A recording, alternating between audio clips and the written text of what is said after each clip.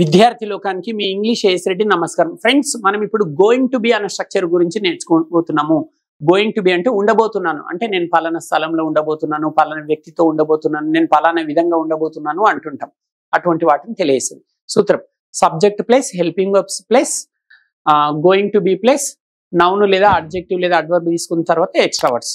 I వచ్చినప్పుడు am వస్తుంది, ఉయ్యుదేలు వచ్చినప్పుడు ఆర్ వస్తుంది, హీ షీట్ వచ్చినప్పుడు ఈజ్ వస్తుంది. I'm going to be in Hyderabad, నేను హైదరాబాద్ లో ఉండబోతున్నాను. We are going to be in Hyderabad, మేము హైదరాబాద్ లో ఉండబోతున్నాం.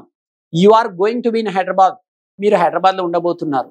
They are going to be in Hyderabad, వారు హైదరాబాద్ లో ఉండబోతున్నారు. He is going to be in Hyderabad, అతడు హైదరాబాద్ లో ఉండబోతుంది. She is going to be in Hyderabad, ఆమె హైదరాబాద్ లో ఉండబోతుంది.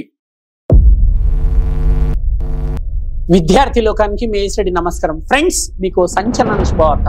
ప్రపంచవ్యాప్తంగా కొన్ని కోట్ల మందిని ఊరిస్తున్న కేవలం 7 రోజులలో ఇంగ్లీష్ నేర్చుకునే టెక్నిక్ వచ్చేసింది.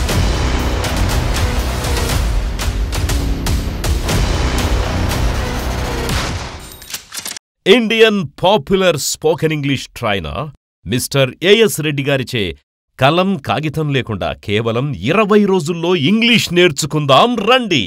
ఏఎస్ రెడ్డి గారి ప్రత్యేక శిక్షణలో ఇప్పటి వరకు 1000 బ్యాచులకు పైగా 20,000 మంది విద్యార్థులు శిక్షణ తీసుకోవడం జరిగింది. మరిన్ని వివరాలకు సంప్రదించండి.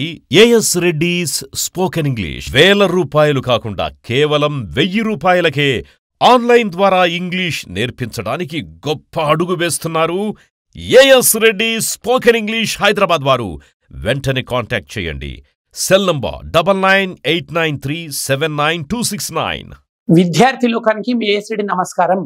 నా తల్లిదండ్రుల, గురువుల మరియు సరస్వతి మాత ఆశీస్సులతో నేను ఇప్పుడు 2 తెలుగు రాష్ట్రాలలోని విద్యార్థి లోకానికి ఒక సంచలన శుభవార్త తెలియజేస్తున్నాను.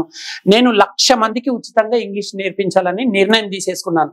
మరి ఈ ఉచిత స్పోకెన్ ఇంగ్లీష్ శిక్షణకు ఎవరు అర్హులు అంటే, మినిమం క్వాలిఫికేషన్ డిగ్రీ అయి ఉండాలి. ఈ డిగ్రీ వరకు అంటే 1వ తరగతి నుంచి డిగ్రీ వరకు ప్రభుత్వ పాఠశాలలో, కళాశాలలో చదివిన విద్యార్థులు మాత్రమే అర్హులు అన్నమాట.